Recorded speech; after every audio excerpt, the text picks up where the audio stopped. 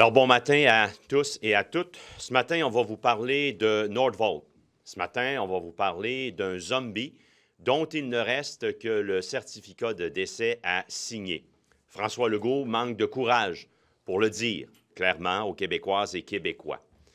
On constate que dans Nordvolt, quand François Legault parle d'une partie de poker, c'est les termes qu'avait utilisés Pierre Fitzgibbon, qui était le grand architecte de cela, avec François Legault. C'est une partie de poker. Ils ont déjà mis sur la table du poker 710 millions de dollars. Ils n'ont pas une bonne main. Ils sont en train de perdre la partie. Nordvolt, dans le contexte où le IRA sera aboli par Donald Trump, Nordvolt devra courir après un 4,6 milliards de dollars additionnel. Pourquoi? Parce que le contrat est ainsi fait qu'il y a miroir. Si les Américains et Trump vont le faire en janvier, mettre de côté le IRA, bien, la somme qui était mise pour compenser ce programme-là du côté de Québec et d'Ottawa, miroir, va tomber. C'est même des obligations légales qu'elle tombe. Alors, ils courent après 300 millions, ne sont pas capables de le trouver. Imaginez 4,6 milliards. Nordvolt, c'est un zombie dont il ne reste que le certificat de décès à signer. Et François Legault n'a pas le courage de le dire clairement aux Québécoises et Québécois. Marois, je t'en prie pour plus de détails. Bon, alors, comme tout le monde le sait, Donald Trump a été élu et sera assermenté en janvier prochain. Et il avait clairement dit que l'une de ses premières actions serait d'abolir le IRA et plus particulièrement le volet de véhicules électriques qui touche les batteries. Pierre Fitzgibbon a expliqué lors de son entrevue avec Mario Dumont sur Cube qu'il avait lui-même inscrit la clause miroir qui ferait en sorte que, tant pour la portion fédérale que du Québec, nous aussi, si ça tombe aux États-Unis, ça tombe au Québec. Alors, j'ai préparé un petit tableau. Comme vous pouvez le savoir, j'aime ça les tableaux. Donc, ça, c'est l'argent non lié au IRA. Il y a 1,4 milliard du fédéral, dont il y a déjà 710 millions qui ont été décaissés par Québec, 1,3 milliard du fédéral qui n'a pas été décaissé. Portez attention ici sur l'argent lié au IRA. Nous, le Québec, notre portion à nous, c'est 1,5 milliard. La portion du fédéral, c'est 3,1 milliards. Le grand total, c'est 4,6 milliards. Rappelons-nous qu'au mois de septembre, Nicolas Lachance du Journal de Montréal avait titré que Nordvolt courait après 300 millions de dollars, avait de la misère à boucler un financement de 300 millions de dollars. Comment Nordvolt va être capable de financer et de trouver 4,6 milliards de dollars? C'est impossible dans les circonstances. Alors, pour nous, c'est clair que François Legault, quand il nous dit de regarder l'ensemble de l'œuvre, qu'est-ce qu'il ne veut pas dire aux gens? C'est que, réellement, le 4,6 milliards ne pourra jamais être bouclé.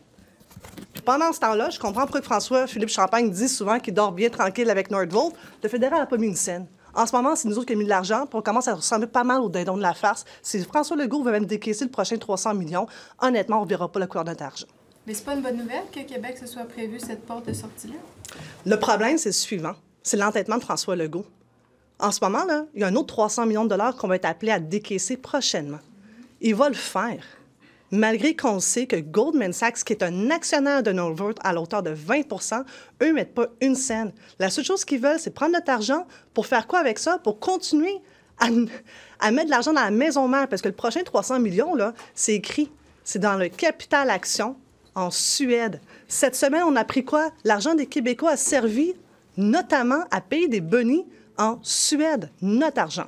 Je comprends, mais par rapport à votre propos sur IRA, là, vous auriez voulu que Québec continue à donner de l'argent. Ils ne peuvent pas. Légalement, c'est impossible. Les États-Unis arrêtent de le faire. Non, ils ne peuvent pas. Légalement, c'est impossible en vertu des règles concernant le dumping.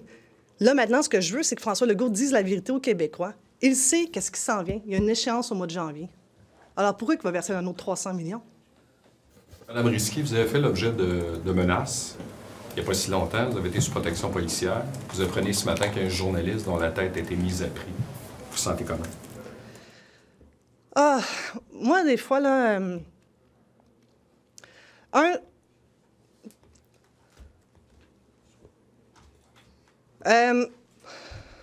Désolé, je n'ai pas vu venir cette question. Là. Tu te prépares plein de questions, mais pas celle-là.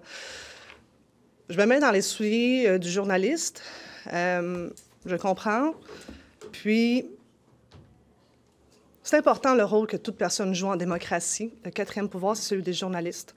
Déjà qui meurent à petit feu pour des raisons financières.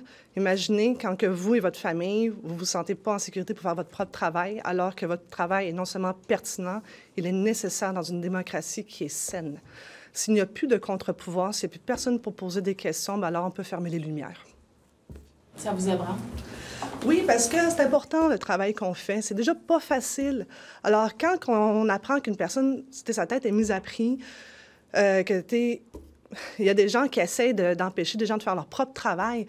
Le monde, quand il se lève le matin, on est de bonne foi, on s'en va travailler, mais ça ne nous tente pas d'entendre ou de savoir que il y a des gens qui envoient des signaux négatifs puis qui aimeraient plus ça nous voir morts que nous voir faire notre travail. Et est-ce que tant le fédéral que le provincial doit en faire plus? Là? On peut penser, entre autres, au code criminel.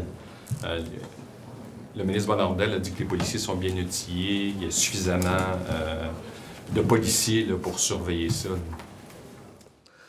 Moi, le fédéral m'a terriblement déçue. Ce n'est pas normal d'avoir autant de personnes qui ont un rôle qui leur permet de faire des changements importants dans une société. D'avoir entendu des discours haineux en pleine rue de Montréal sur une communauté juive déjà assez ébranlée et de se faire répondre « Ah, bien, vu que ça a été fait sous le couvert de la religion, bon, c'est correct. » Non, ce n'est pas correct. Et le Bloc de mémoire avait déposé une motion pour qu'il y ait un changement législatif au niveau du code criminel. À mon humble avis, puis je ne suis pas procureur de la Couronne, là, mais j'aurais aimé aussi voir la Couronne dire « on va le tester devant le tribunal ». Mais si la Couronne dit « on ne veut pas trop le tester devant le tribunal, mais que ça nous prendrait un changement législatif », à la Chambre des communes, faites-le votre travail. La population vous le dit. On ne veut plus entendre des discours haineux qui appellent à la mort de personnes et dire que ça, c'est protégé parce qu'on fait une invocation à Dieu. C'est trop facile. Il y a eu, on peut dire qu'il y a eu un changement là, au fil des années, là, les 15 dernières années. C'est pas le premier journaliste là, qui est victime de menaces. Là. Il y en a à peu près tous les réseaux qui couvrent l'activité criminelle. Il y a Michel Auger, il y a Jean-Pierre Charbonneau qui ont été atteints par projectiles. Est-ce que vous sentez qu'il y a un changement dans les organisations criminelles? Parce qu'avant, c'était, on peut dire, assez structuré là, avec les Italiens, les Hells Angels, mais là, on a l'impression que c'est un peu le Far West. Là. Ça, c'est pas mon dossier, mais je vais parler comme citoyenne. Là. Parce que oui, je suis une élue, mais je suis aussi une citoyenne. Moi, là, j'habitais, avant de déménager en comté de mon mari, dans le Vieux-Montréal. En donné, durant l'été de 2020, là, ça tirait. On se réveillait le soir à 2 h du matin. À un moment donné, c'était plus à 2 h du matin, c'était vers 11h30 qu'il y avait des tirs, alors que les gens sortaient des restaurants. Tu sais, des balles perdues, là, ça arrive. Moi, là, quand j'ai lu dans les nouvelles qu'un adolescent a été retrouvé en Beauce, brûlé, aïe, aïe, honnêtement, je ne reconnais pas notre Québec. Il y a un gros changement. Puis oui, ça m'inquiète. Puis je trouve ça... Toutes les nouvelles qu'on a... Moi, ça m'ébranle. Puis je me dis, crime... C'est quoi l'électrochoc qu'on a besoin collectivement pour se dire, là, donner un coup de barre? Faut-tu réactiver Carcajou? Ça, je pense que je vais te laisser, Marc, s'il te plaît. Puis Marois, tu sais, je veux t'exprimer toute notre solidarité à travers ces moments difficiles-là. C'est important qu'on en fasse preuve. Puis maintenant, ça appartient à la police de faire les enquêtes, d'avoir, j'ose espérer, les ressources, d'avoir l'expertise. Effectivement, Carcajou avait été l'occasion aussi de mettre en collaboration différents corps de police. On parle de Montréal SPVM, de Laval, la SQ, et ainsi de suite. Donc, je pense qu'on le voit dans notre société. On peut, de façon globale, sans trop généraliser, une hausse de la violence. Et ça se répercute dans différentes sphères de la société. Puis évidemment, quand on parle du crime organisé, moi, mon comté, c'est Rivière-des-Prairies. Rivière-des-Prairies, on n'est jamais à l'abri d'une résurgence des gangs de rue puis de ce qui se passe dans nos rues. Oui, effectivement, je pense qu'il faut collectivement, puis ça appartient au ministère de la Sécurité publique de s'assurer que les corps policiers ont les ressources et qu'ils collaborent. Dans cette lutte-là, est-ce qu'il est assez présent dans les médias pour montrer qu'il s'en va? J'ai pas de grief à exprimer par rapport à son travail. J'ose espérer, effectivement, qu'il est très actif. Puis, vous le savez, ces éléments d'enquête-là, évidemment, quand ça procède, on n'est pas nécessairement au courant, mais je pense que c'est important de se poser la question, est-ce qu'on peut en faire plus? Puis le gouvernement du Québec peut se poser également la question. Santé Québec entre en vigueur dimanche. À partir de quand est-ce que les Québécois vont voir une différence, d'après vous? Bien, selon le ministre Dubé, c'était pas avant 2026, parce qu'en 2023, quand il avait déposé son projet de loi, il avait dit « vous verrez des résultats dans 3 ans ». Ça fait que c'était en 2026. Selon le ministre des Finances, c'était l'été passé. Quand il a déposé son budget en mars dernier, il avait dit, je pense que c'est Patrice Roy qui avait posé la question, quand est-ce qu'on va voir des résultats par rapport à la santé et à l'éducation. Il dit, on devrait voir ça arriver au courant de l'été. Ça, c'est l'été qui est passé. C'est tout le contraire. Le réseau, les citoyens et citoyennes sont plus que jamais abandonnés. Et les listes d'attente sont excessivement longues. Puis, troisième réponse, pour essayer de répondre à votre question, Mme Biron avait dit dans sa tournée médiatique il y a 2 semaines, bien écoutez, on va déposer un plan stratégique en mars 2025, puis après ça, on verra l'application du plan stratégique. Alors, pendant ce temps-là, il y a des gens qui souffrent sur des listes d'attente puis dans les urgences. Sur l'entreprise Lyon à Saint-Jérôme, vous en avez parlé cette semaine. Mais là, il semble qu'il est minuit moins 1. Est-ce qu'on laisse tout simplement sombrer cette entreprise-là ou est-ce qu'on la laisse peut-être racheter par des intérêts étrangers ou est-ce qu'on garde le fleuron au Québec? Qu'est-ce qu'on fait au juste? Qu'est-ce que le PLQ ferait au gouvernement libéral, par exemple? Bien, écoutez, effectivement, au départ, comment le gouvernement de la CAQ s'est lancé là-dedans, dans ce projet-là, chose certaine, le gouvernement, quand François Legault dit « mes bons coups » puis « mes moins bons coups », bien, il ne parle pas de Lyon, évidemment, comme étant un bon coup. Je pense que c'est important, oui, l'électrification des transports, mais on se rend compte qu'il y a une énorme difficulté à livrer. Le gouvernement a mis des millions et des millions là-dedans, puis ça aura été un échec. Notre point, puis pour vous ramener sur Nordvolt également, quand François Legault parle de regarder l'ensemble de la chose, entre autres par rapport à Nordvolt, c'est un gouvernement qui se précipite, qui veut des gros deals, qui signe ça bien, bien vite. Puis Nordvolt, c'est un autre exemple, ça s'est fait excessivement vite, puis que les Québécoises et Québécois risquent d'être les dindons de la farce là-dedans à cause de François Legault, puis de payer des centaines de millions de dollars en pure perte. On fait quoi sur Lyon? Qu'est-ce que vous feriez, là? C'est-à-dire que c'est quand même une grande entreprise qui emploie des centaines d'employés, qui a probablement des brevets, qui a probablement... Donc, est-ce qu'on la laisse tout simplement... Qu'est-ce qu'on Je pense qu'il faut, dans une restructuration face à une entreprise qui est insolvable, je pense que c'est important de regarder justement la propriété intellectuelle, le savoir-faire, les emplois sont importants. Est-ce qu'on est capable... Donc, ça prend développer une vision, développer un plan, ce que l'on n'avait pas ou on n'avait pas un bon plan au départ. Quelles sont les raisons de l'échec également? Se poser la question, quelles sont les raisons de l'échec? Mais chose certaine, c'est excessivement préoccupant. Et ça, c'est un mauvais coup de François Legault. Si je peux me permettre, sur cette question précise, bien, cette semaine, j'ai cru entendre Pierre Fitzgibbon au micro de Patrick Lagacé, à titre d'ex-ministre de l'Économie. Et il a dit la chose suivante à la question de M. Lagacé, est-ce que vous investirez, vous, encore dans Lyon? Il dit, moi, j'y crois. Je mettrai même mon argent propre. Ah bon? C'est drôle parce que maintenant, ils cherchent du financement. On dit que c'est pas mal plus facile d'investir l'argent des autres quand c'est du Monopoly, alors que quand c'est de l'argent propre personnel, là, c'est drôle, on est un petit peu plus réticents. S'il vous plaît, M. Tanguay. J'ai entendu Mme Risky sur la question, mais le caucus libéral avait voté contre une motion pour demander un changement. Là, c'est quoi la position du caucus? La position est très claire. Dans la motion, là, ce qu'on disait, c'était inacceptable que des gens se cachent derrière des discours religieux pour, évidemment, avoir des discours haineux. Ça, on est contre ça, c'est inacceptable. Et également, la motion du Parti québécois disait aller amender le code criminel de cette façon-là. Ce n'est pas à l'Assemblée nationale de le faire. Nous, on avait déposé un amendement pour la petite histoire disant oui à tout, c'est inacceptable, il faut que le Parlement bouge.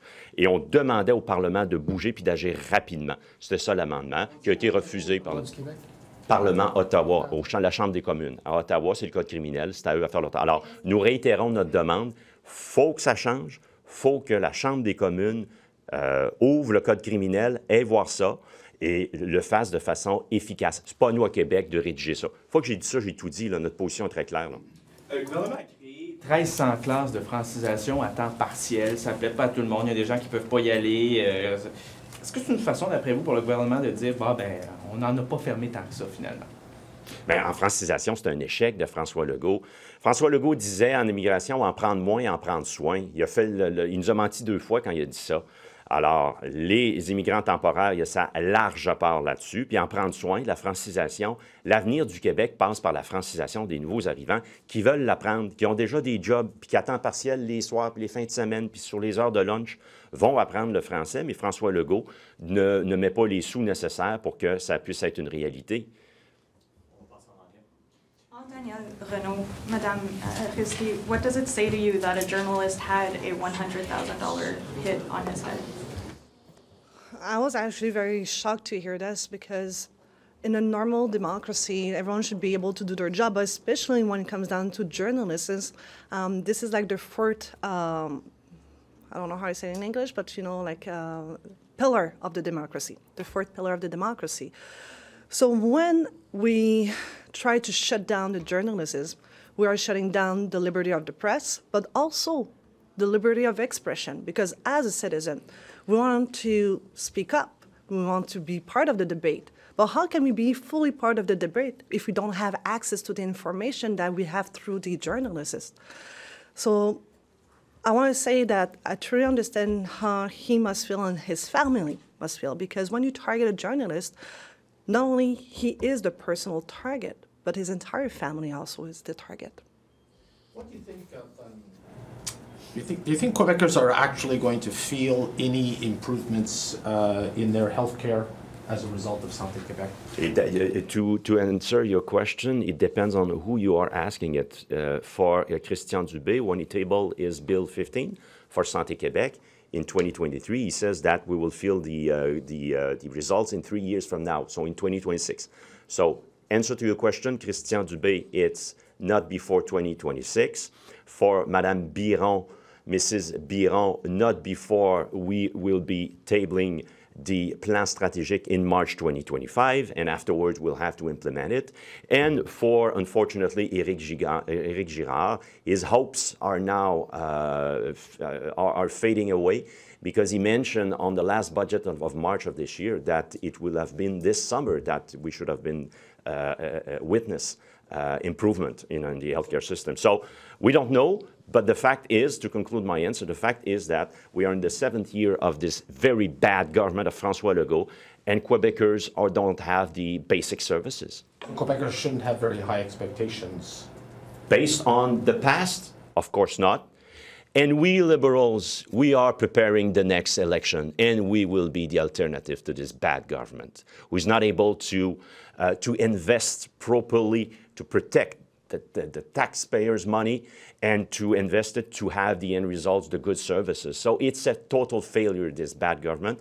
We are in preparation. We will have the leadership race, and we will be, not the PQ with another referendum, we will be the good government in waiting in October 2026. Mr. Tanguy, I have a member of my family, this is just an example, who waited for 12 hours at the ER. So, Santé Québec will change everything starting on Monday? No, I'm not. And again, we are witnessing the incapacity of François Legault to deliver the services. Now he invented Santé Québec. Santé Québec primary mandate is to cut $1.5 billion. And that's the main task for Santé Québec. And Mrs. Biron mentioned it a couple of weeks ago to everyone. I need to cut $1.5 billion. So François Legault doesn't have any more money because he's the king in deficits. And we can see that the Quebecers doesn't have at all the services. So we cannot trust, no longer trust any promises coming out of the mouth of François Legault. Would a future Liberal government keep Santé Québec, you think? Would you like to see the future leader? We'll see the end results in 2 years from now, what we will have to deal with, for instance, the debt, the deficit.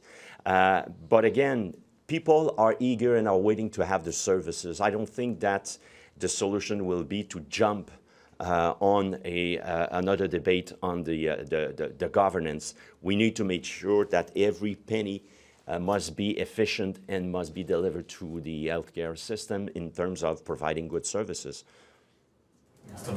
Merci beaucoup.